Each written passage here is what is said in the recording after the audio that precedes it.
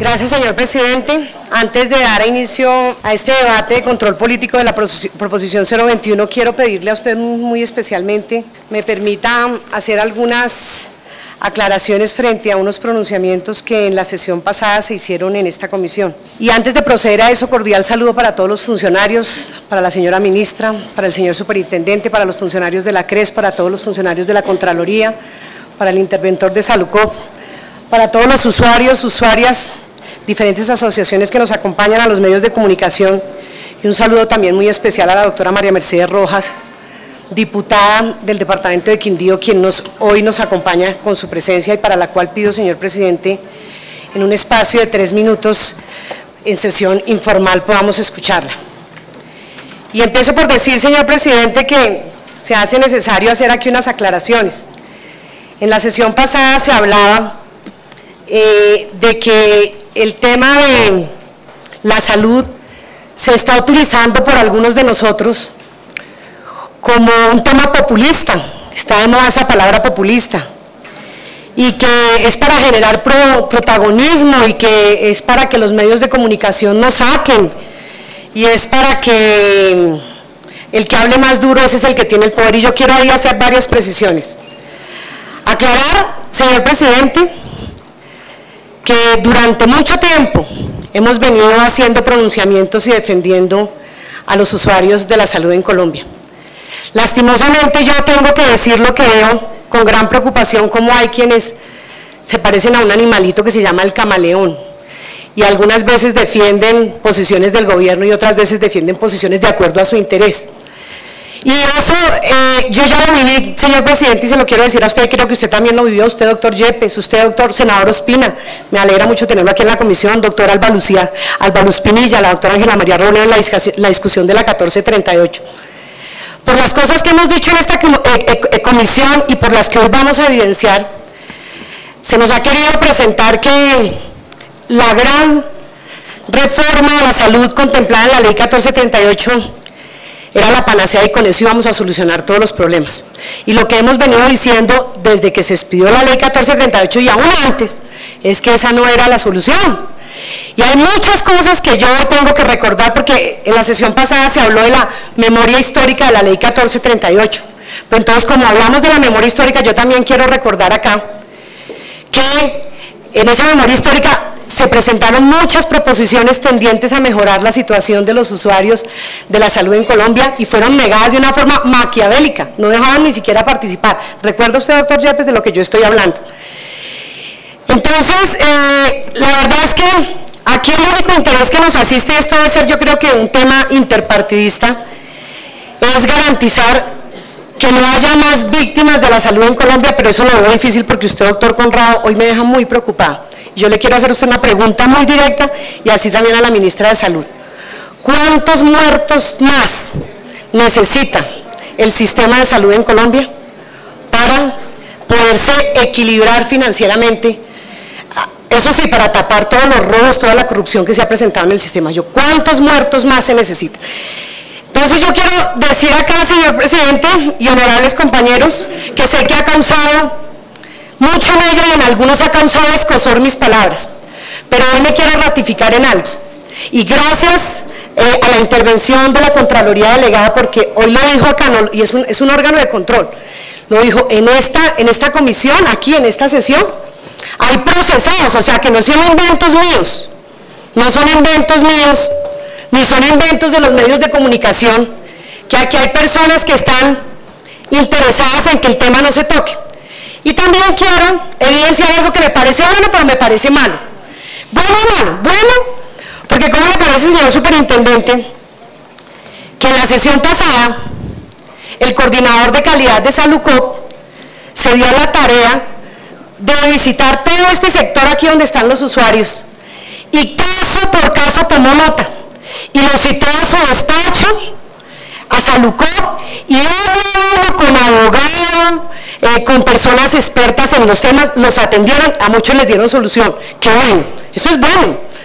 Lástima que nosotros no podemos todos los días, doctora Ángela María, estar citando debates de control político o en el caso particular estar visitando las EPS para ver cómo le están prestando la atención y el servicio a los usuarios.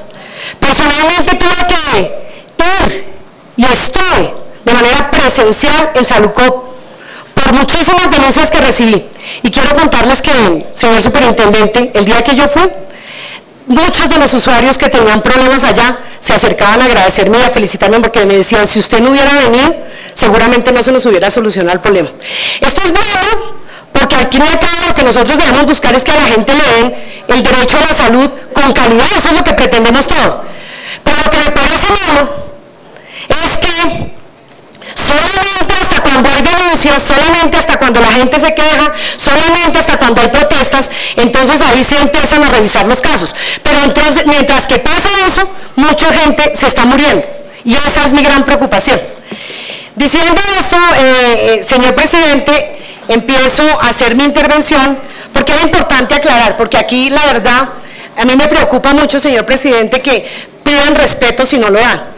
Y yo hago aquí un llamado de atención que nosotros no tenemos por qué preocuparnos si nos dicen que hay congresistas que están involucrados en el escándalo de la salud, porque como bien diría mi mami, el que nada debe, nada teme, entonces nosotros no tenemos por qué estarnos preocupando. Pero vuelvo y repito, qué bueno que aquí se hayan dicho por parte de los organismos de control estas cosas. Empiezo, señor presidente, en mi presentación a hablar de cómo... Disculpe, doctora Ceballos, por demostración, y espero que no me vean aquí como mal visto, pero yo no estaba en la sesión y no escuché las palabras de la Contraloría. Yo quisiera que usted repitiera, o la Contraloría repitiera, que queda una cosa como en el aire. Aquí hay gente que está investigada y que está procesada en esta sesión. ¿Lo dijo la Contraloría así en los términos? En este recinto.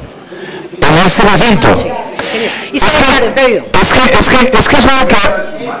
que eso me queda claro porque me preocupa mucho. Es que este recinto, para los televidentes, este recinto tiene periodistas, este recinto tiene usuarios, este recinto tiene congresistas, este recinto tiene funcionarios, tiene interventores, tiene de todo.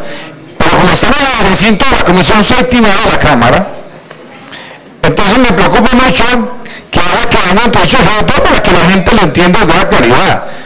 Y le pregunto a usted a la Contraloría, y que pase lo que pase.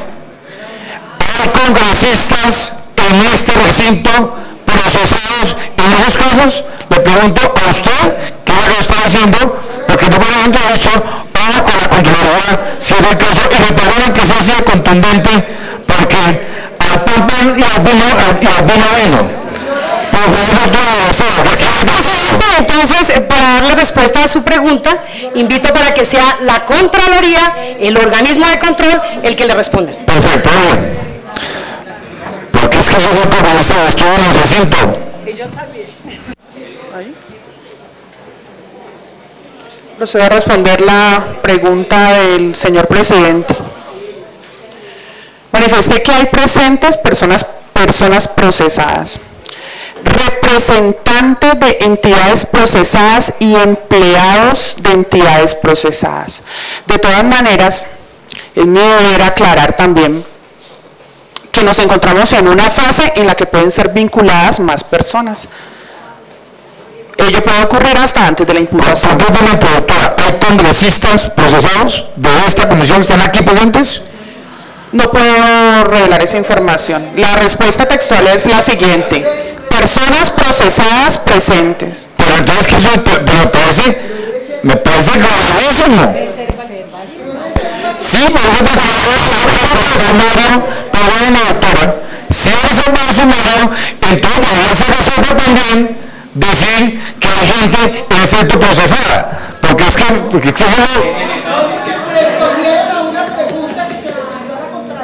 hay delegados de institución y representantes legales.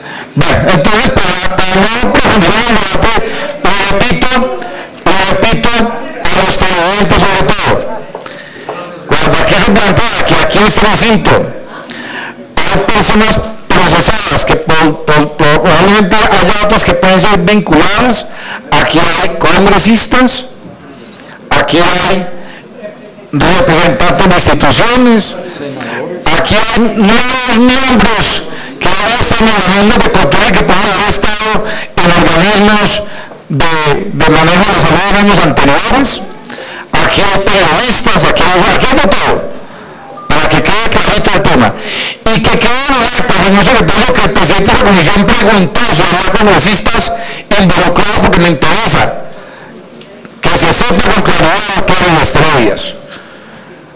Y que no haya respuesta clara. Y que me preocupa la justicia espectáculo. Muchísimo me preocupa. Porque el que yo pienso mañana va a ser en el debate de control político de la salud, la Contraloría dijo que en el recinto había personas involucradas en investigaciones y ahora están los congresistas. Y listo, muy rico. Me preocupa eso, muchísimo. Entonces, con todo lo que digo, con todo respeto, señor miembro de la Contraloría,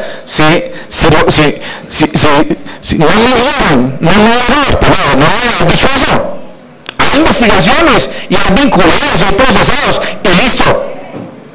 Y hasta ahí.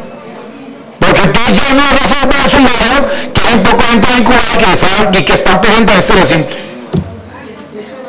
Y eso parece de toda la gravedad. De toda la gravedad. Continúo con la palabra de todas las aguas.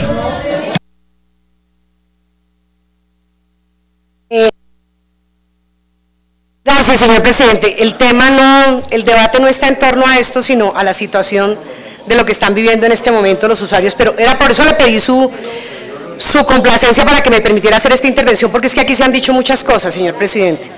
Y yo sí quiero dejar claro, al igual que usted, a mí también me preocupa, yo quiero que a la luz salga la verdad.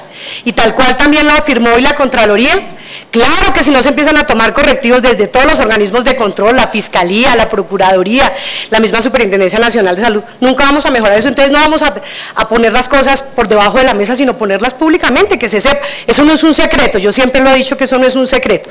Pero no voy a entrar a polemizar, sino que quiero entrar a profundizar en lo que realmente me preocupa. Señor presidente y honorables representantes y a todos los asistentes, yo quiero empezar por demostrar en este debate de control político que los usuarios del sistema de salud se van a convertir y ya se convirtieron en unas víctimas más. Que en Colombia no solamente hay víctimas del conflicto armado, sino que hay unas víctimas del sistema de salud. Y víctimas que están pagando con sus vidas la deficiente, la inoportuna y la mala calidad de un servicio y de un sistema que no ha podido ayudarle a la gente por muchísimas razones. Quiero empezar por decir cómo el gobierno nacional, señora ministra, desde el año pasado viene ufanándose y a voz populis diciendo que la salud en Colombia está a puertas de la cobertura universal. Y sale por medios de comunicación y habla de que estamos cerca del 97%. Sin embargo, aquí empezamos a encontrar una diferencia, como ustedes lo pueden ver en la diapositiva. El Ministerio de la Protección Social, antes, hoy Ministerio de la Salud, hablaba de una cobertura del 97% y sin embargo la Superintendencia Nacional de Salud hablaba del 91.84%. Pero el tema no es ese. El tema es el reto de la calidad del servicio que debe tener el sistema. ¿De qué sirve, una pregunta, que las personas tengan un carnet o que sean afiliados a una EPS del régimen contributivo, del régimen subsidiado, si no reciben los servicios que tienen que recibir? No hay una atención oportuna, no hay una atención eficiente, de nada sirve. O sea que aquí el discurso de que la cobertura está llegando al 100% de nada sirve. Y quiero empezar a contar algunas cosas que han venido sucediendo durante la última década. El Consejo Superior de la Judicatura evidenció cómo en la última década se incrementaron en más de 1.120% las acciones de tutela y el 14% correspondían o eran en contra de las EPS. Según la Defensoría del Pueblo, desde el 2012 y en lo que va corrido, desde el 2010 y en lo que va corrido el 2012, se han presentado 3.103 quejas por violación al derecho de la salud. Pero esto no debe ser una cifra alentadora, porque eran 3.103 quejas tan poquito, pero lo que pasa, y aquí hay que hacer la reflexión, es que no todo el mundo se queja ante la Defensoría del Pueblo ni acude a la asesoría de la Defensoría del Pueblo. Hay muchas personas que espontáneamente, voluntariamente, mutuo propio, de pronto con asesoría de abogados que conocen, gente que le puede ayudar, empieza a presentar acciones de tutela, quejas, peticiones y reclamos. ¿Y qué dicen de los que se mueren y no alcanzan a reclamar y no pueden reclamar? Entre 1999 y el año 2000 se presentaron 844.862 quejas relacionadas con la salud.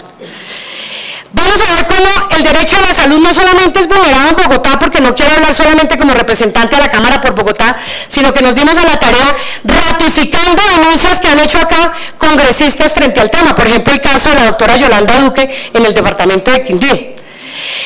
Según la Defensoría del Pueblo, 28 tutelas diarias son interpuestas en los juzgados del Valle del Cauca por la vulneración del derecho a la salud. Eso lo dice la Defensoría.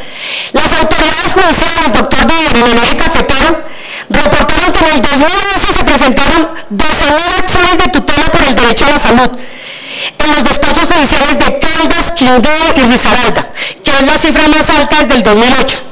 De esas acciones de tutela se conocieron 200 incidentes de desacato, es decir, que las entidades, las EPS, no cumplieron con los fallos de tutela y tuvieron que hacerlos porque se determinó una medida de arresto para hacer cumplimiento de un fallo de tutela. También la salud es un derecho vulnerado en Risaralda. La Defensoría del Pueblo dice que de las 80 solicitudes de tutela que se presentan en su despacho semanalmente, el 98% son por concepto de negación de medicamentos y demora en la entrega de los mismos. En el que doctora Yolanda, usted te ha dicho, lo ha insistido, se va a llenar de ganancia para hablar aquí desde su departamento y defender. Mira lo que dice el personero de Armenia. Durante el año 2012 se presentaron 2.200 solicitudes de reclamación frente a la mala prestación de los servicios públicos. Y dentro de esos servicios públicos, las que más tienen son 810 tutelas que son contra las EPS. En Antioquia, doctora Marta Cecilia, para el 2012, según la Personería de Medellín, el 64% de las tutelas hasta ahora instauradas tienen que ver con el derecho a la salud. Y aquí yo invito a hacer una reflexión, honorables representantes. Miremos el año 2008. En el año 2008, en temas de la salud, se presentaron en el departamento de Antioquia un 78%, en todo el año 2008. Y en lo que va corrido en el año 2012, en el departamento ya vamos en el 64%. Eso lo que hace es prendernos una alarma muy grande de que algo está pasando. Y solamente estoy hablando del tema de tutelas. Derechos que se deberían garantizar a los pacientes. Según la Declaración de Lisboa de la Asociación Médica Mundial sobre los Derechos de los Pacientes, allí están todos los derechos. Yo sí quiero hacer una invitación muy cordial para que nos pongamos la mano en el considere y miremos si efectivamente esos derechos se le están garantizando a los pacientes. Son 12. Respeto por la persona, el derecho al acceso, el derecho a la información, la libre elección, la atención oportuna, la atención integral, la atención continua, la atención segura, el secreto, la promoción y la prevención, el derecho a reclamar y el derecho a la participación. Y sin contar con lo que dijo la sentencia T760 de 2008, en la cual le ordenó expresamente al Ministerio de la Salud y de la Protección que se garantice a los pacientes y que de los derechos que tienen. Pero yo me tomé la molestia, señor presidente, y creo, ojalá el tiempo me dé, porque creo que es más didáctico presentarlo así, no quise llegar aquí con casos generales. Traigo pruebas, señor presidente, y quiero entregarlas hoy. Estas dos carpetas obedecen a un trabajo juicioso de investigación que nos dimos a la tarea de hacer con usuarios y pacientes de las EPS, especialmente de Salucop. Y allí empezamos a cotejar cada uno de estos derechos con la realidad que está viviendo el país, lo que están viviendo los usuarios de la salud en Colombia. Entonces hablamos del derecho al acceso. Les quiero traer un caso rápidamente. Tenemos una joven de 21 años que padece meningitis bacteriana desde los 11 meses de edad. Está afiliada a EPS Salucop desde el año 2000. Desde el año 2008 venía recibiendo el servicio de hospitalización en casa. Sin embargo, este año la EPS inexplicablemente le negó el servicio de cuidadora por considerar que el diagnóstico de Sandy no amerita este servicio. Yo quiero hacer una precisión acá.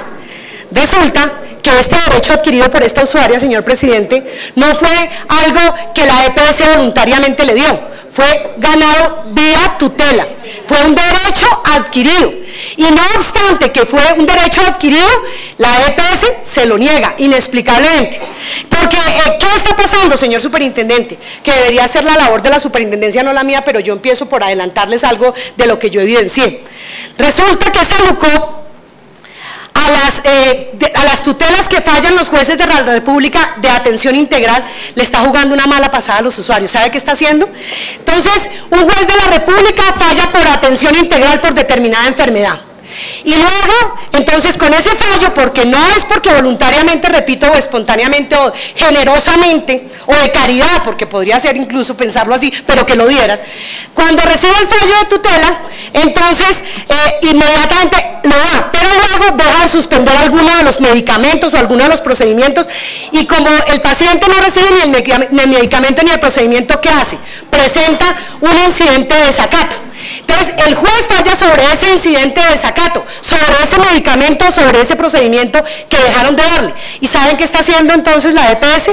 Pues dice, como aquí hay otro fallo de tutela por el incidente de desacato que usted presentó, solamente tiene derecho al medicamento o al procedimiento del fallo, y todo lo que había ganado antes lo perdió. Así es, esa es una realidad, y por eso le digo, señor superintendente, Procuraduría, Contraloría, organismos de control, esto está sustentado acá. Dicen que no se autoriza el acceso al servicio sino después de varios trámites administrativos. Yo les quiero contar acá un caso de un paciente de 77 años que vive en El Espinal. Le diagnosticaron cáncer de seno en febrero del 2010.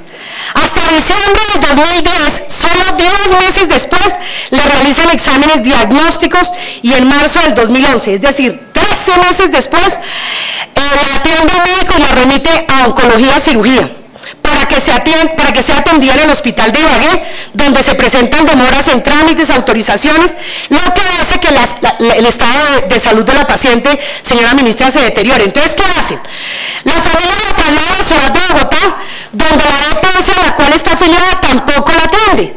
Ante todas estas violaciones al derecho a la vida y a la salud, en junio del 2011, es decir, 1 año y 4 meses después, por acción de tutela que falla a su favor, es atendida e inicia tratamiento. Pero el tema no queda ahí, doctora Ángela María.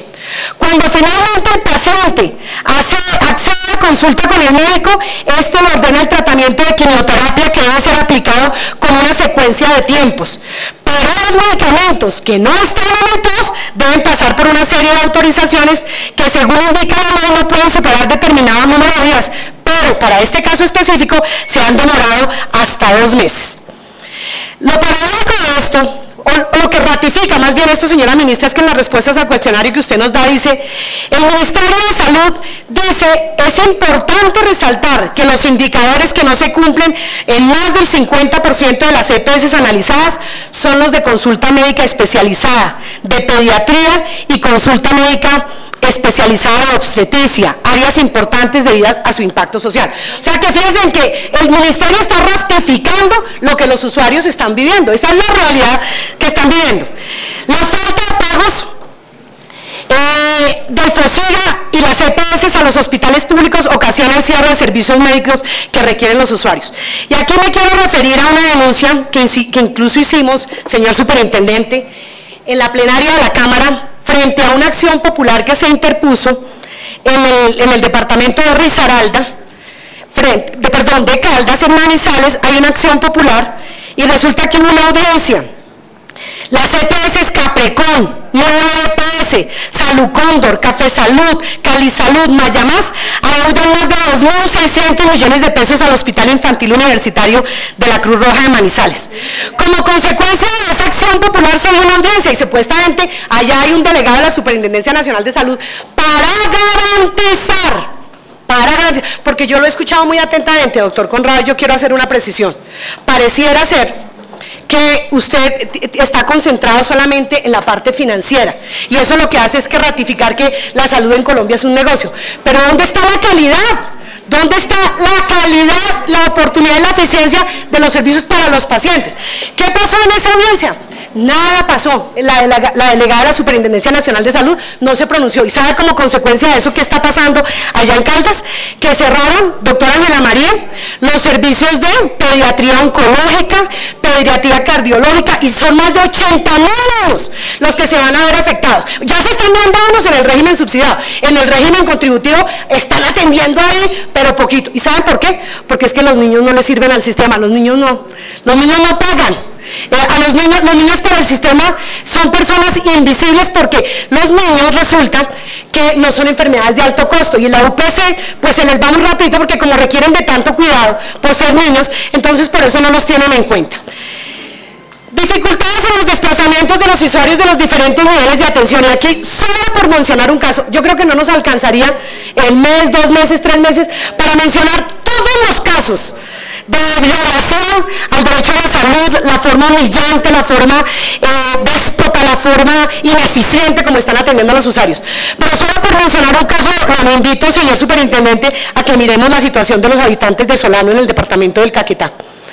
Para que un habitante del municipio de Solano, en el departamento de Caquetá, pueda acceder a un hospital de segundo nivel que está en Florencia, tiene que desplazarse por río 12 horas.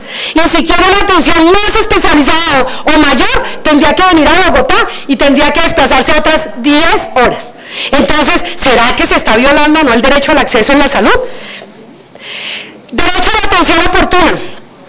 Tenemos un caso de una paciente con linfoma. Debía recibir tratamiento cada 21 días. El día 10 de octubre del 2011 recibió su primera quimioterapia y la segunda debía practicársele el 31 de octubre. La autorización para esta segunda quimioterapia llegó el 15 de noviembre y tan solo 5 días después le practicaron el tratamiento, es decir, 36 días después de lo recomendado. Con la tercera quimioterapia sucedió exactamente lo mismo, es decir, a la paciente le hacen quimio después de la fecha en que se la debía realizar. No se prestan servicios oportunos a pacientes con cuidados paliativos. Y aquí yo voy a hacer un llamado de atención y un reclamo. Señor superintendente, señora ministra, este caso que yo les voy a contar, este caso fue un caso que yo lo tuve que vivir directamente. Me dio la tarea de llamar al Ministerio de la Protección Social, al Ministerio de la Salud. Me dio la tarea de llamar a la Superintendente Nacional de Salud. Oiga, miren, este caso es crítico. Inicialmente, el paciente es diagnosticado por Salucop EPS como paciente con problema renal, escuchen esto, con problema renal en octubre de 2011. Sin embargo, por el deterioro de la salud del paciente, los familiares deciden acudir a un servicio particular y el médico particular diagnostica cáncer gástrico.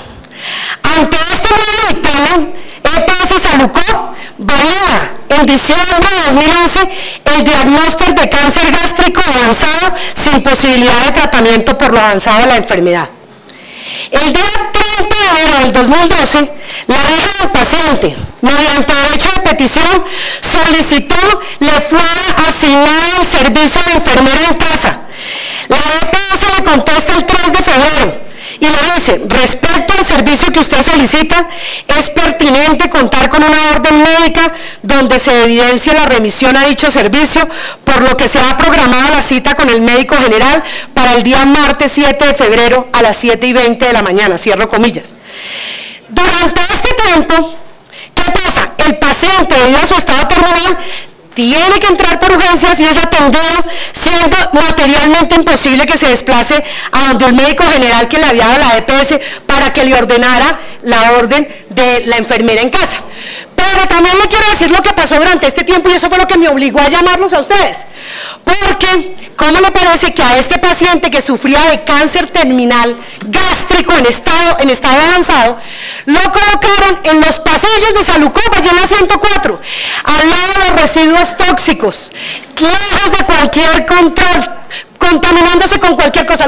Yo llamé a la superintendencia, tengo que decirlo, llamé a la Superintendencia Nacional de Salud para poner en evidencia esto, pero esto es inhumano, es indigno, ¿cómo pueden tener a una persona así? Los familiares me buscaban y me decían, esto es lamentable, ayúdenos. Pues la respuesta que encontré en la Superintendencia Nacional de Salud fue que efectivamente llamaron a esta persona y entonces la sentaron allá y le empezaron a contar toda la difícil situación económica que está viviendo Salucop, como si con la parte financiera le iban a alentar al enfermo. ¿Qué pasó? Con la con ocasión de la respuesta de que el papá no podía ir allá porque estaban en urgencias, la hija del paciente interpuso un nuevo derecho de petición el día 17 de febrero del 2012, donde reiteró la solicitud anterior de que se le asignara una enfermera. Finalmente, el paciente el pasado 1 de marzo murió y tan solo 15 días después de su fallecimiento, Salucop le mandó una elegante carta donde le dice: lamentamos la muerte de su familiar y le avisamos que hicimos hasta lo imposible, pero se nos salió de nuestras manos. Esa es la respuesta, eso está aprobado acá, eso está aprobado acá. Derecho a la atención integral. Le contaba, señor presidente y honorables congresistas, lo que está pasando con la atención integral en el tema de Salucop. Así están funcionando. Y no solamente Salucop, ya también estoy recibiendo denuncias de Famisanar, donde a la gente la engañan. Perverso, aquí, invité, no los conocía. Esto no es político, no los conocía ni les estoy pidiendo votos. Pero es que a raíz de la visita que yo hice a Salucop, ¿qué encontré? Gente que lloraba, gente que pedía gritos, que por favor alguien los escuchara. Y aquí también digo, señor presidente, estas personas que están acá, estos invitados, estos usuarios, no vienen por voluntad propia, como se dijo en la reunión pasada. Ellos vienen por pura física necesidad, por encontrar una respuesta a la situación dramática y lamentable que están viviendo. Ellos no vienen aquí por voluntad y que no vengamos a decir, no, pues es que les gusta venir a escucharnos a nosotros, esos discursos que manejamos. Yo la verdad no lo creo. Pero le quiero contar. Resulta que hay madres cabezas de familia con niños en condición de discapacidad estaban beneficiando de un servicio a través de la atención integral que se llama Servicio de Hospitalización en Casa. De un momento a otro, les estaban dando las autorizaciones así, doctor Mauricio Castro, de un momento a otro cambiaron las autorizaciones. Ya no decía Servicio de Hospitalización en Casa o Auxiliar de Enfermería, sino que cambiaron el término Auxiliar de Enfermería por Cuidadora. Y ellos preguntaron, ¿y por qué hacen esto? No, no se preocupe que eso es lo mismo. Les dieron 1 o 2 autorizaciones luego para que pudieran recibir el servicio de curaduría, de cuidador, y después, ¿saben qué pasó? De un momento a otro les suspendieron el servicio, y cuando van a reclamar, ¿y por qué les suspenden el servicio? Dicen, porque la tutela que le falló a usted la atención integral dice auxiliar de enfermería, servicio de hospitalización en casa, y aquí dice cuidador, entonces usted perdió el derecho. Madres cabeza de familia con niños en condición de discapacidad severa que tuvieron que retirarse de trabajar para dedicarse a cuidar a sus hijos. Esto de verdad que es lamentable. O sea, cada vez que yo nombro un caso de estos, porque la verdad se los digo a ustedes, para esto solamente se requiere tener sensibilidad social. Esto no es protagonismo, sino tener sensibilidad social y que a uno le duela a la gente de verdad. ¿Qué está pasando? También, señor superintendente, resulta en la respuesta concreta que le hicimos en el cuestionario y en un derecho de petición al Ministerio de la Salud, frente ¿con qué criterio los comités técnicos científicos pueden negar servicios mandados por los jueces a través de acción de tutela? La respuesta es categórica por parte del Ministerio en dos respuestas. Dice, los comités técnicos científicos no tienen competencia para conocer y analizar las solicitudes del servicio no incluidos en el plan de beneficios que hayan sido previamente aprobados por jueces vía tutela. Eso lo responde el Ministerio de la Salud, pero les tengo un caso. El día 3 de noviembre del año 2009, el Juzgado 62 Penal Municipal del Circuito de Bogotá falla en tutela la atención integral del paciente, de un paciente, y da los términos en que los da. El Comité Técnico Científico de Compensar, según acta número 273-146 del 22 de diciembre del 2010, decide negar el servicio de enfermería arguyendo la siguiente. Conclusiones. El Comité Técnico Científico de Compensar no autoriza servicio de enfermería, la solicitud no cumple con los requisitos establecidos en la resolución 3099 del 2008.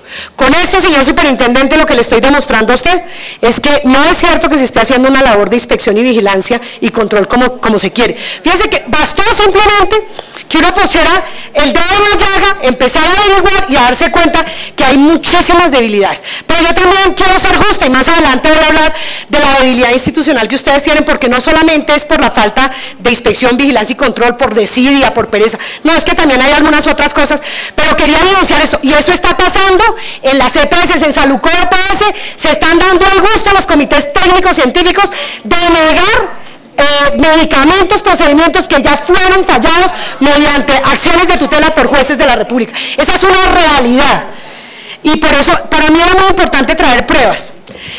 Transparencia versus corrupción era el otro tema que yo quería analizar en este debate, pero también quiero ser breve, porque me agradó mucho que la Contraloría General de la República hubiera hecho la intervención antes de que yo hablara, porque me ahorra mucho tiempo en las investigaciones y lo que está pasando, que es perverso, que es maquiavélico, que huele a feo, como dice Juan Gosaín, huele putrefacto, es hediondo lo que está pasando en el sistema de salud. Pero yo quiero referirme a algo que dijo el informe global de la corrupción, señora ministra, el informe de Transparencia Internacional. Hay cuatro elementos que hacen proclives o propensos a los sistemas de salud para que la corrupción se apodere de ellos. Esos elementos son desequilibrio de la información entre profesionales y agentes del sector y los ciudadanos. ¿Será que aquí estamos viviendo eso? Solamente lo dejo ahí en el tintero. Ahora les voy a dar un ejemplo. Complejidad de los sistemas de salud. ¿Cuántas veces no hemos hablado aquí en este escenario de la complejidad del sistema de salud? Del desarrollo institucional, que es el tema que vamos a tocar, y escaso desarrollo de los sistemas de vigilancia y control. Pero también dice el informe de Transparencia Internacional que hay otros tipos de corrupción que se presentan en el sector salud. ¿Será que esto tiene algo que parecerse a la realidad o será todo parecido de ser pura coincidencia? Hurto o malversación de recursos, sobornos, corrupción en los sistemas de pago, corrupción en la cadena de suministros farmacéuticos, corrupción en la provisión de servicios. Creo que este informe de Transparencia Internacional, señora ministra, nos debe llamar a hacer la revisión, porque cumplimos con los 4 requisitos y creo que nos excedemos. En eso sí estamos sobrados. Y eso es lo que hay que mirar y hay que revisar, porque nosotros no hemos hecho lo que deberíamos hacer para parar esto. Y a propósito de eso, toco un tema aquí. Hoy me acaban de pasar un comunicado donde dice: Santos anuncia nuevo golpe contra la corrupción en salud. El mandatario reveló que 7 personas fueron capturadas por robos en este sector. A través de su cuenta en Twitter, Juan Manuel Santos informó de otro golpe coordinado entre el gobierno y los organismos de control en la lucha contra la corrupción. 7 capturados por robos a la salud. Qué bueno esto, lo celebro. Pero esto no es suficiente, y si con estos capturados va a pasar lo mismo que nos evidenció la Contraloría, que hay investigaciones que vienen desde el año 2006 y no ha pasado nada, de nada sirve.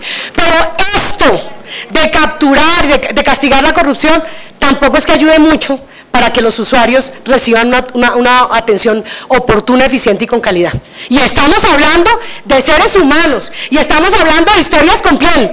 Estamos hablando de personas de carne y hueso que necesitan el servicio. Vuelvo y repito, lo que le pasó a esta señora de Salucop, donde le llora ya, no, pero es que imagine que esto estaba quebrado, se lo estaban robando, y eso le iba a dar el paliativo para que su paciente no se muriera, o le iba a dar mejor calidad de vida o dignidad humana. Eso no lo hacía. Listo. Desequilibrio entre la información de profesionales y agentes del sector y los ciudadanos. Existe, señor superintendente, y usted lo sabe, un pobre conocimiento y un débil conocimiento de los pacientes, de los deberes y los derechos. ¿Cuándo? Yo hago la pregunta aquí de manera general. ¿Cuándo? No nosotros, sino las personas que están invitadas acá. ¿Conocen cuáles son los medicamentos, los procedimientos que están incluidos en el POS? ¿Ha habido socialización sobre eso? Sí, les quiero contar una cosa. La única forma de que un paciente o un usuario de salud se entere de cuáles servicios están incluidos en el POS o no, es cuando se enferma y cuando se lo niegan, porque ahí le toca aprender derecho para empezar la carrera hacia la muerte para que le den el servicio que necesita. Eso es así. Pero hay otro tema, el tema de la información que la tienen las EPS. Qué peligroso y qué delicado es eso.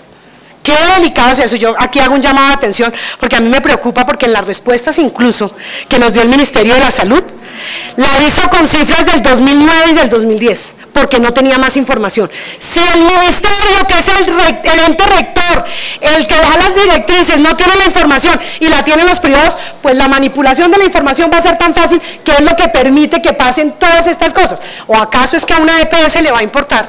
Le va a importar que se evidencie qué procedimientos son los repetitivos para incluir. No, si eso no es que les dañe el proceso de los recobros ante Fosiga, eso no podrían hacerlo.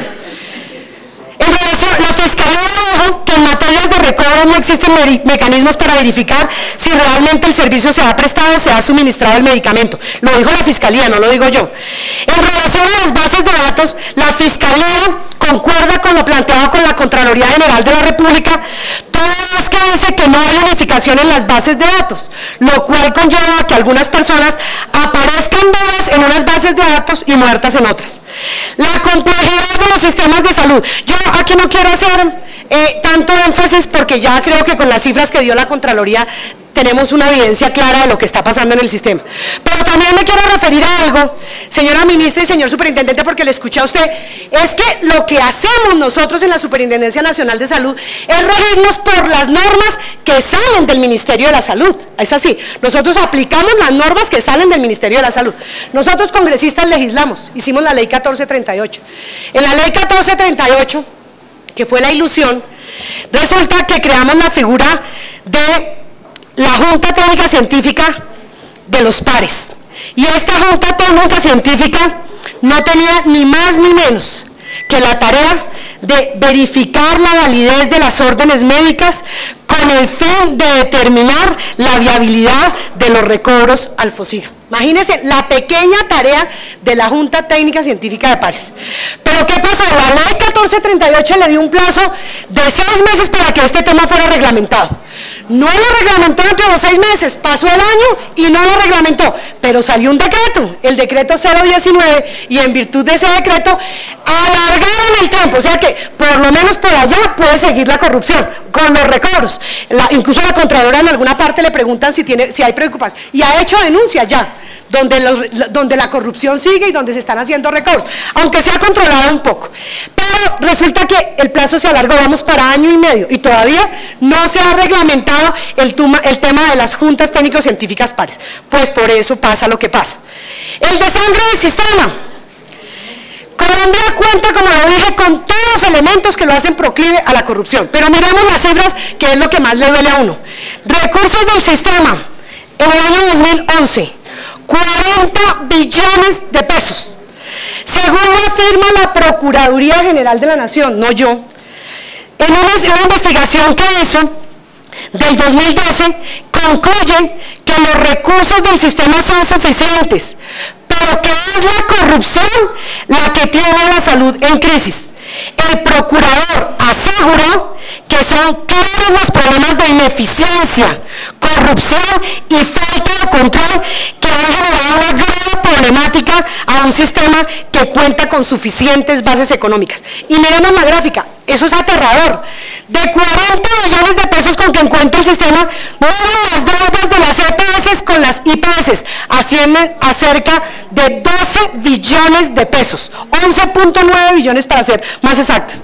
Recursos perdidos, 4.5 billones de pesos. ¿Qué demuestra eso? Que casi el 50% de los recursos de la salud están desaparecidos. Ojalá los organismos de control nos aclaren las cifras, porque esto sería más grave de lo que está.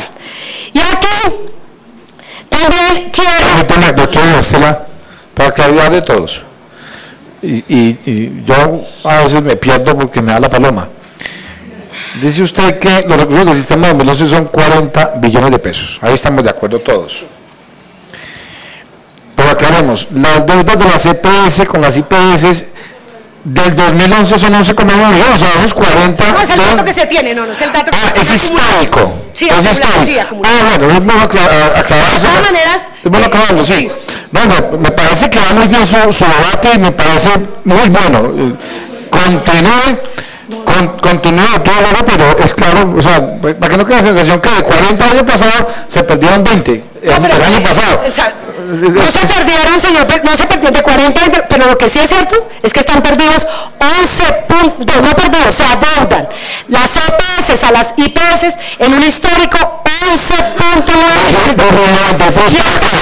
La fuente de esto también lo importante es decirlo. Quiero referirme a algo que la Contraloría General de la Nación dijo. Dice, con ocasión de la intervención de hechos constitutivos de detrimento fiscal en la operación de Salucop EPS, el detrimento patrimonial establecido de manera preliminar es de 1.069.139.400.000 pesos. Solamente Salucop. Usted, señor delegado de la Contraloría, explicó, no voy a entrar en detalles, dijo cómo estaban distribuidos porque lo tomamos de su respuesta para hacer la presentación. Debilidades institucionales, desorden y nuevas víctimas. Señor superintendente, esas debilidades institucionales se ven reflejadas en la indefinición de temas claves que deberían estar ya resueltos. Por ejemplo, me quiero referir a la ley 1122 de 2007, senador Ospina. En esa ley, a quien estábamos ya en el Congreso recuerdan que se creó una figura que sería importantísima y que garantizaría que los usuarios tuvieran quien los defendiera. Es nada menos ni nada más que la figura del defensor del usuario. Se creó en la ley 1122 del año 2007. Sin embargo, la Corte Constitucional, tengo que decirlo, declaró inexequible, no la figura del defensor del usuario, porque no quiero que me digan, pero es que la Corte Constitucional después la declaró inconstitucional. Lo que la Corte Constitucional declaró inexequible fue el tema financiero, de cómo se va a apalancar, tema que se corrigió con la 1438, y en la ley 1438 quedó nuevamente la figura del defensor del usuario. La pregunta hoy, ¿existe la figura del defensor del usuario en Colombia? ¿Alguno de ustedes la conoce? Pero la verdad es que el tema en eso ha sido inoperante. Yo pensaría, pero ¿a quién le interesa en este país que exista la figura del defensor del usuario? Serán muy pocos los que nos interesa, porque es que cuando existe la figura del defensor del usuario, muchas cosas, muchas denuncias, muchas quejas, muchas peticiones, muchos reclamos estarían saliendo, pero es mejor que lo tengamos ahí apagadito.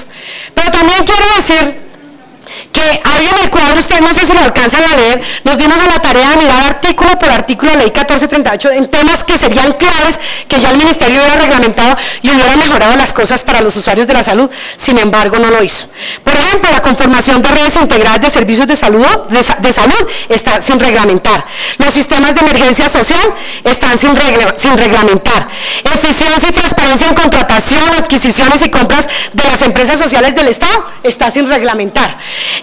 Y negociación de medicamentos, insumos y dispositivos está negociación de medicamentos, insumos está sin reglamentar. De la política de talento humano está sin reglamentar. Y aquí vuelvo a hacer memoria histórica y recordar lo que pasó en la discusión de la ley 1438, que recuerdo tanto, no se me puede olvidar cómo me jalaron las orejas algunos de mis compañeros por decir, los profesionales en la salud no necesitamos que nadie nos defienda. Pues sí, yo soy abogada, yo no soy médico, pues yo soy abogada, pero yo veía lo que estaba pasando con ellos y quise pronunciarme frente al tema de que les estaban quitando la autonomía, y qué regaño tan grande, impresionante. Pero hoy vemos con mucha tristeza también cómo las víctimas que son los usuarios de la salud están pagando las consecuencias de lo que están viviendo los profesionales de la salud por los malos honorarios que están recibiendo, porque no les pagan. Basta decir solamente, señor superintendente, una denuncia que yo le hice acá frente al Hospital Federico Lleras en Ibagué. ¿Se acuerda que yo hice una denuncia, aquí lo comenté a usted? ¿Qué está pasando hoy en el Hospital Federico Lleras? La gente definitivamente, algunos profesionales de la salud tienen ética y aman su carrera y el juramento hipocrático que hacen, porque fíjese que hay algunos profesionales de la salud, no hipócritas, algunos profesionales de la salud en el Hospital Federico Lleras que se pusieron de acuerdo con el actual gerente para seguir trabajando y les están pagando puntualmente desde que asumió el nuevo gerente, pero les deben pagos de meses atrás y esa platica ahí está embolatada. Pero yo tengo que exaltar eso de algunos profesionales de la salud. Otros no lo hacen y simplemente dejan, como no me pagan, entonces miren, dejan abandonado el servicio, lo ponen en cargo de una enfermera y usted mire a ver cómo atiende un paciente y usted sin tener el conocimiento. Esa debilidad institucional entonces también se definía no solamente en el tema institucional de la Superintendencia Nacional de Salud, sino que quiero referirme a otro tema. En el nuevo POS, la verdad es que el debate no nos va a dar, yo quiero ser respetuosa del tiempo, señor presidente. Esto del nuevo POS merece un debate muy grande, pero solamente me quiero referir a algunas incoherencias que hemos encontrado. Tómese el tiempo que considere necesario de todos los Gracias, escenarios. señor presidente, le agradezco muchísimo su deferencia y las garantías que nos está dando. Quiero decirle que la misma Defensoría del Pueblo, según el último estudio de tutelas que realizó, dice que las solicitudes más frecuentes en las tutelas fueron las siguientes: citas médicas para neuropsicología, el angiograma cerebral, el estudio electrofisiológico, cardíaco, percutáneo, los tratamientos para rehabilitación neuropsicológica, rehabilitación de adicciones, los pañales para pacientes con diversas patologías que lo requieren. ¿Y quiere que le cuente qué pasó? Que por ninguna parte eso quedó incluido en el POS. Y hay una situación que es de puro sentido común y de lógica. Doctora Lina María, la principal causa de muerte de las mujeres en Colombia es el cáncer de cuello uterino. Y la única manera de contrarrestar esa enfermedad es con la vacuna del virus del papiloma humano. Y qué paradoja, nos tocó a nosotros los legisladores, reconocimiento que le hago a esta comisión, aprobar un proyecto de ley para garantizar que esta vacuna sea gratuita. ¿Cómo no tuvieron en cuenta eso dentro del nuevo plan obligatorio de salud? Por Dios. Falta tiempo, doctor. Sí, bueno, eso lo dice usted, señor presidente. Pero aquí vuelve la pregunta. ¿Cuántas muertes se necesitan más para que entendamos que el sistema tiene que ser replanteado, analizado y mirado a fondo? ¿Cuántos muertos más tenemos que poner? También quiero referirme al tema de en el nuevo POS, lo que pasó, que ha sido una crítica que he tenido, y a mí me gustaría, señor presidente, y yo le voy a agradecer el tiempo, los 3 minutos que usted me conceda, o 5 minutos para que hable la diputada del departamento del Quindío frente al tema de salud mental, porque ese tema de salud mental en el nuevo POS, con lo que pasó aquí en Bogotá, tiene unas secuelas muy grandes. Aquí yo celebro que la administración digital se haya dado la pela por esto. Un tercer punto que encontramos es la baja capacidad en la vigilancia y control. Señora ministra, en el año 2002, según lo dice el informe del proyecto de evaluación y reestructuración de los procesos, estrategias y organismos públicos y privados encargados para adelantar las funciones de vigilancia y control del sistema de salud, el Ministerio de Salud en el año 2002 dijo en ese informe, existe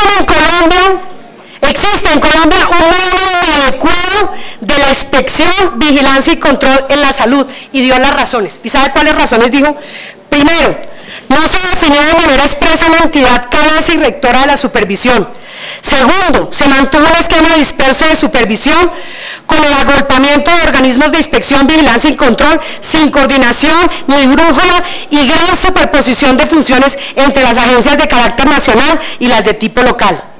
Dice el informe que lo peor de la situación es que de una u otra, refiriéndose a la Superintendencia Nacional de Salud y a las entidades territoriales, efectúan las tareas de manera debida, con lo cual el sistema se encuentra sin control en procesos esenciales para su correcto funcionamiento.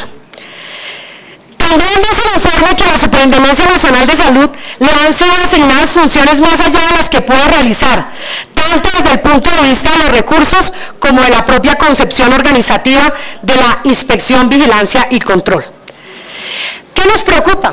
Que a pesar de que ese diagnóstico es el del 2002 y en el 2007, lástima que se me hubiera ido el superintendente porque creo que esto le importaba mucho a él, le interesaba el tema, es que en el 2007 se hizo un fortalecimiento de la Superintendencia Nacional de Salud, pero ese fortalecimiento resultó insuficiente, porque ¿qué hicieron? Entonces se dieron cuenta, el mismo Ministerio de Salud se dio cuenta que con la infraestructura que tenía no podía prestar las funciones de inspección, vigilancia y control. Entonces dijeron, hay que inyectarlo presupuestalmente, hay que darle una reorganización administrativa, pero también en esa reorganización administrativa que hizo y estructural le dio más funciones, o sea que volvimos a quedar en las mismas condiciones. Y por eso es que decimos que hay una baja capacidad en la investigación, en la vigilancia, en la inspección, en la vigilancia y el control, control que no ha querido ser reconocida por el gobierno nacional. Y por eso decía, esto es algo que tengo que decir, y en honor a la verdad, decirle al superintendente, al doctor Conrado, que qué bueno que llega, porque usted tiene que escuchar que también estoy diciendo esto, porque aquí el debate no se trata para atacar a las personas, estoy aquí hablando del sistema. ¿Cómo podría la Superintendencia Nacional de Salud hacer sus funciones o cumplir sus funciones de inspección, vigilancia y control cuando tiene un presupuesto superior a los 53.000 millones de pesos y solo cuenta con 303 empleados para atender esto? 13.263 entidades son las que vigilan, 72 EPS, 11.250 IPS, 742 empresas de licores y juegos de azar, 1.118 entidades territoriales, FOSIGA, etc. Atiende 36.763 peticiones, quejas y reclamos, ese es el dato para el año 2011. Tiene 255 investigaciones administrativas, 124 EPS, 74 entes territoriales y 193 sanciones, 102 EPS y 36 entes territoriales. O sea, fíjense el monstruo que es la Superintendencia Nacional de Salud, y para atender eso tiene 303 empleados. Pero les quiero decir, yo creo que es producto de eso, y le voy a dar el beneficio de la duda, doctor Conrado, que es a eso que se debe que usted diga que la superintendencia es así, rapidita para dar respuesta a los usuarios en el tema de PQRs, peticiones, quejas y reclamos. Tengo que lamentablemente desmentir su afirmación, y tengo pruebas de esto. Logramos conseguirnos un formato de orientación y protección al usuario, atención personalizada y telefónica que tiene la Superintendencia Nacional de Salud, y es mediante el cual le remite al profesional correspondiente, le hace entrega de todas las peticiones, quejas y reclamos que entrega. ¿Qué evidenciamos? Entonces no es tan rápido ni es tan inmediato. ¿Y por qué yo hablo de lo rápido y de lo inmediato, y por qué hago tanto énfasis en ese? Porque es que en un segundo se puede perder una vida. En un segundo, en una fracción de segundo, si no se actúa rápidamente. Los que son médicos saben eso. Entonces, por ejemplo, doctor Conrado, encontramos aquí en el caso de Salucop, el 15 de febrero del 2012, la Superintendencia Nacional de Salud recibe el radicado 1-2012-012-240. El 15 de febrero del 2012, llega a la Superintendencia Nacional de Salud, pero es entregado desde que llega a la Superintendencia Nacional de Salud al profesional que tiene que hacer la investigación o el procedimiento solo hasta abril 18 del 2012, casi 2 meses después. Esto es ineficiencia, esto no muestra celeridad, esto lo que evidencia es que no es cierto que la Superintendencia Nacional de Salud actúe de manera eficiente, oportuna y con calidad. Sigamos. Yo quiero en esta diapositiva ha servido la intervención de las EPS.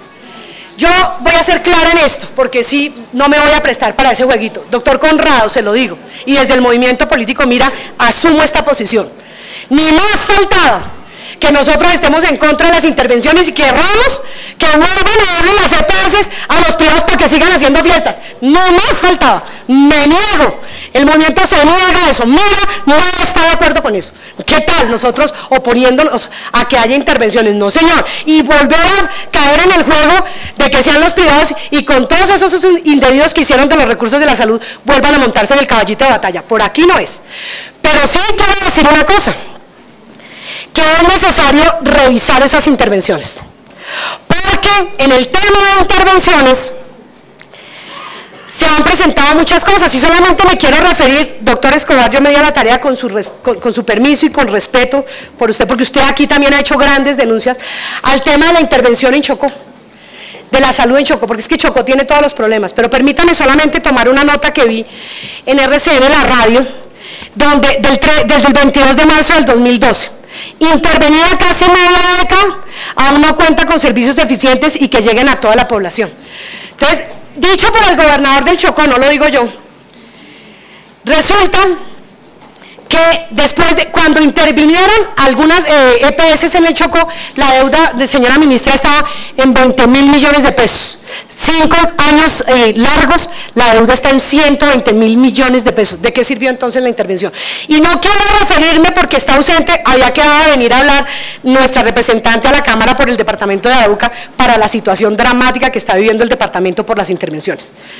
Entonces, hay que revisar cada caso y ver cómo están haciendo las intervenciones. Pero yo me quiero referir a la intervención de Salucop.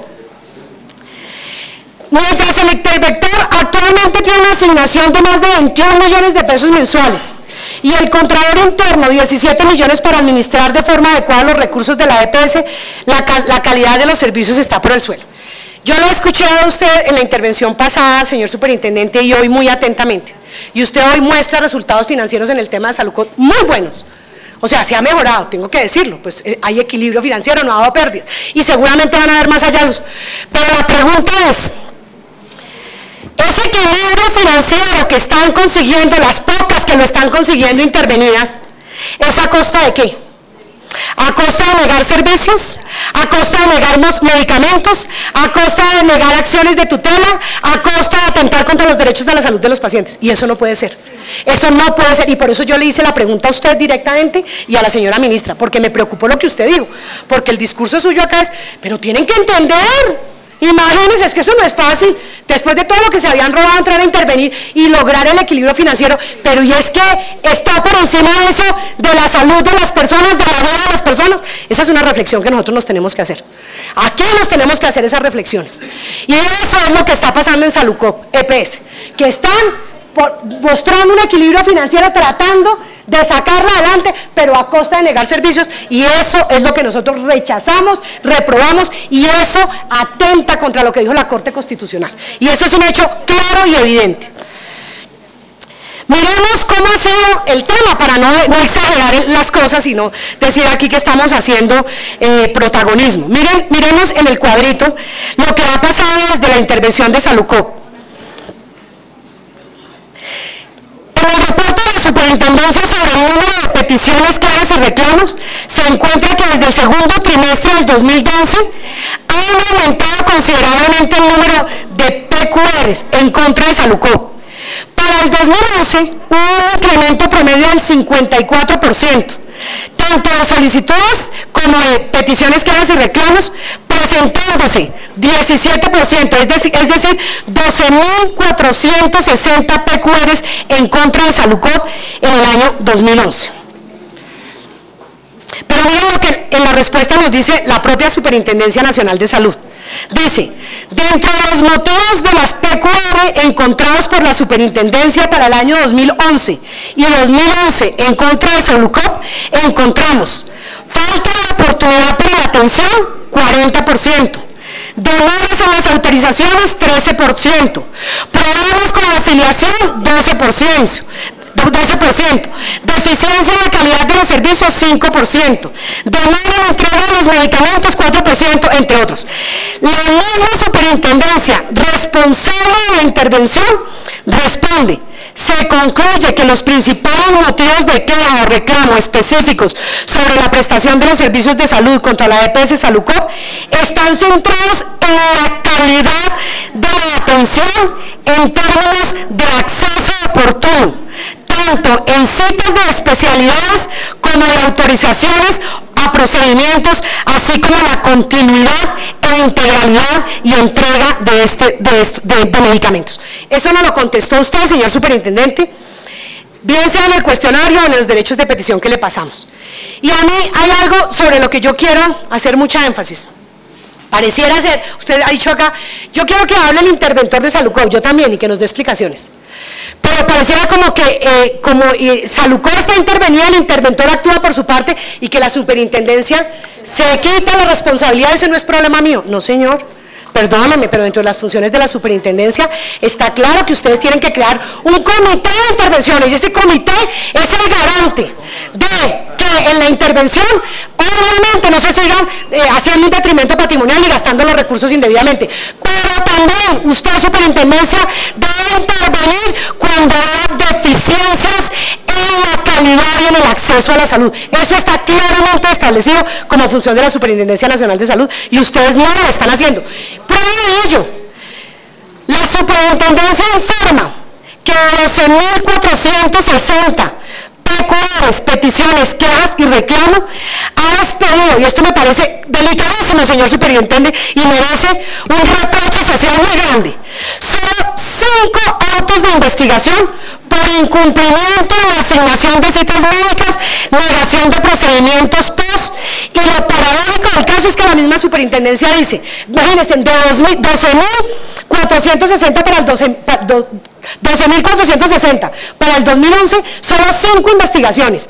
Y dice que lo paradójico es que la superintendencia informa que tiene decenas de casos de investigación desde el año 2010 que no han concluido. Entonces la pregunta es, ¿y qué le espera a todos los usuarios de Salucop EPS?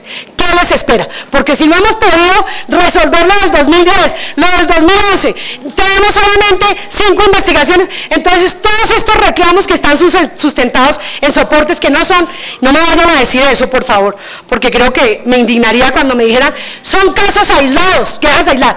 Es tan grave el problema, señor interventor de Salucop, que fíjense que la gente, a pesar de que recibió la cordial invitación del coordinador de calidad en salud, la gente ya no les cree.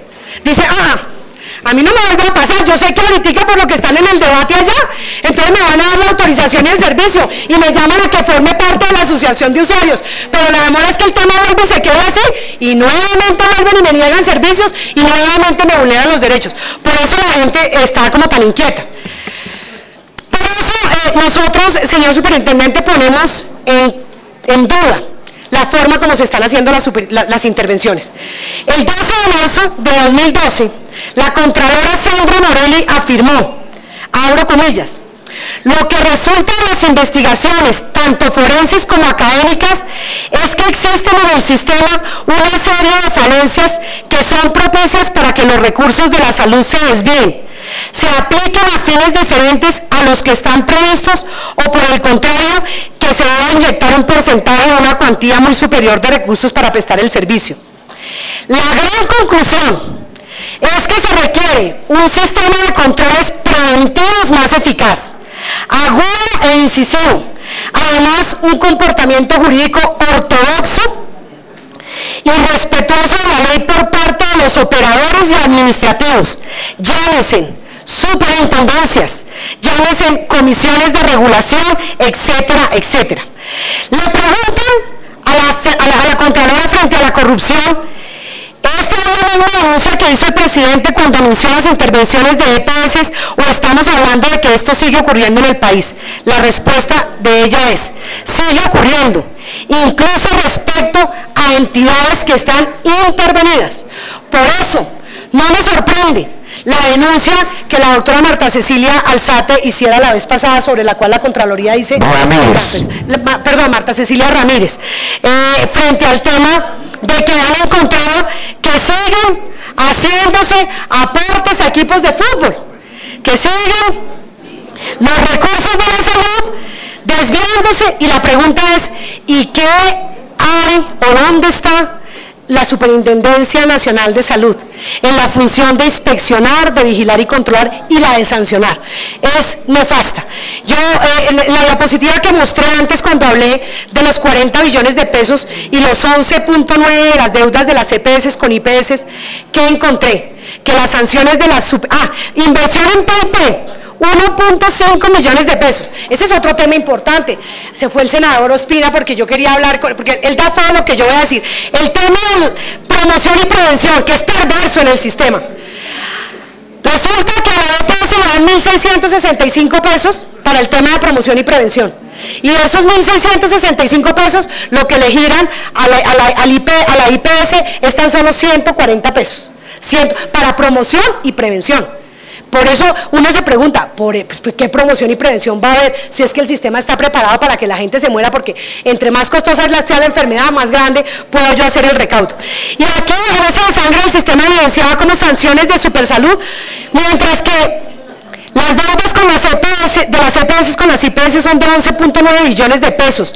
Hay recursos perdidos alrededor de los 4.5 billones de pesos. Sanciones de la Supersalud están en 0.0023. Imagínese, señor superintendente. Entonces, señor presidente, ya para terminar, agradecerle también Antes de terminar, quiero hablar de otras víctimas del sistema de salud, que son los profesionales de la salud. Al médico lo hacen responsable de los problemas del sistema y ha tenido que reemplazar su ética profesional por una ética corporativa. Los recién egresados, doctor Albaluz, tienen que someterse a largas jornadas de trabajo, bajas posibilidades de especializarse, baja autonomía de los profesionales frente a los comités técnicos científicos y baja remuneración. Y yo quiero corroborar, ratificar esto con la encuesta nacional para médicos generales de Colombia que se hizo a finales del año pasado, que se le realizó a 2.660 profesionales de la salud de todas las regiones del país y que respondieron de esta manera. Según la encuesta, el 91% de los médicos no se siente satisfecho con su ejercicio profesional en el actual sistema. El 80% de los médicos dice haber sido agredido verbal o físicamente por lo menos una vez al mes por parte de los pacientes o sus familiares. El 44% de los médicos consideran que su lugar de trabajo no cuenta con los requisitos mínimos establecidos por la ley en cuanto a infraestructura, dotación, equipos instrumentales. 58% ha recibido presión por parte del empleador para disminuir el costo de la formulación de medicamentos. Al 86% de los médicos no les es permitido formular cualquier medicina en el POS y por el contrario, les son devueltas o no despachadas las fórmulas. Igualmente, el 96% de los médicos generales encuestados afirman que la calidad de la medicina en Colombia bajo el actual sistema de salud es regular, mala y muy mala. En definitiva, la encuesta realizada arroja que los médicos generales perciben que el 96% de los pacientes están inconformes o muy inconformes en el sistema de salud actual. En respuesta al Ministerio de Salud, confirman que se encuentran trabajando en una política nacional del talento humano, pero hasta ahora no se han mostrado ningunos avances, mientras que sí, por el contrario, se está agravando la situación de los profesionales de la salud, que indirectamente afecta la calidad a los usuarios de la salud o a las víctimas de la salud. Termino con unas reflexiones y con unas proposiciones. ¿Cuál debe ser el centro del sistema? Desde el miraísmo, nosotros consideramos que la salud es un derecho que debe ser garantizado por el Estado y no un negocio que se le concesiona a los empresarios privados. La salud ha sido considerada como un gasto social, pero en realidad, señor superintendente y señora ministra, lo que es la salud es una inversión social, cuyo retorno no se mide en utilidades económicas, sino en salud y bienestar para todos. ¿Cómo debería ser el nuevo sistema? Porque aquí no se trata solamente, señora ministra, se lo dije, de venir a evidenciar las grandes debilidades que tiene el sistema, las grandes fallas, la corrupción que hay, sino también de ser propositivos. Y queremos alertar al Ministerio de la Salud sobre la urgente necesidad, primero, de actualizar las bases de datos sobre información epidemiológica de estudios de salud pública. Le recomendamos a la CRES que a la hora de actualizar el POS se tengan en cuenta las características propias de cada región. Se les sugiere y se llama al Gobierno Nacional para que haga una revisión total de las funciones y estructura de la Superintendencia Nacional de Salud con el fin de evitar que este ente de vigilancia y control siga presentando las graves, delicadas deficiencias que hemos demostrado acá. Se recomienda que se esfuercen las medidas que se toman durante los procesos de intervención, haciendo un especial énfasis en la calidad y oportunidad de los servicios de salud, sin dejar de lado el tema financiero, pero que lo predominante no sea el tema financiero. Se requiere con urgencia, y así parezca un discurso populista, pero creo que la misma situación, los mismos usuarios, las mismas víctimas del sistema lo están pidiendo a gritos. Replantear la totalidad del sistema general de salud en Colombia con la participación y liberación de todos los actores del país. Revaluar el esquema de intermediación financiera. Esto lo dijimos también en la discusión de la 1438, sino que en ese momento pues nos tintaba como los loquitos y cómo se les ocurre, porque estábamos dañando el negocio. En Colombia se debe implementar un plan universal de beneficios con exclusiones.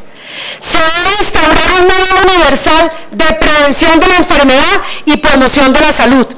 Y se propone, para finalizar, señor presidente, que la Comisión Séptima de la Cámara, doliente del tema de la salud, acompañe en una comisión exclusiva al Gobierno Nacional en la estructuración de la propuesta del nuevo sistema de salud que necesita Colombia, comenzando por los sistemas de inspección, vigilancia y control. Muchas gracias, señor presidente, le agradezco su deferencia con el tiempo. Más adelante, dependiendo de las respuestas, le agradecería me dé la oportunidad de participar. No quiero terminar sin pedirle nuevamente nos regale 5 minutos en sesión informal para escuchar a la diputada del departamento del Quindío, quien en un trabajo mancomunado con la representante Yolanda Duque va a reafirmar una situación delicada y grave que está viviendo ese departamento, como muchas veces se lo ha expresado usted, señor superintendente, la doctora Yolanda Duque en esta comisión. Gracias, señor presidente.